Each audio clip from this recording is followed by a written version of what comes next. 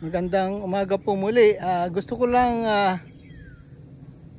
ipakita sa inyo yung mga magandang bulaklak na dilaw na dragon fruit. Ang daming ang dami siyang bulaklak dito sa area na ito.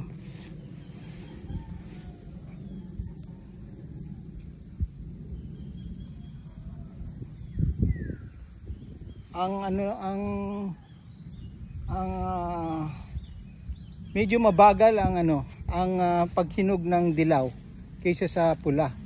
So yun ang advantage ng red na dragon fruit.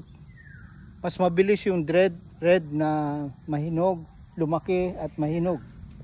Ang dilaw naman, advantage niya, napakaganda ng kanyang bulaklak. Kaso nga lang, mabagal siyang mahinog, no?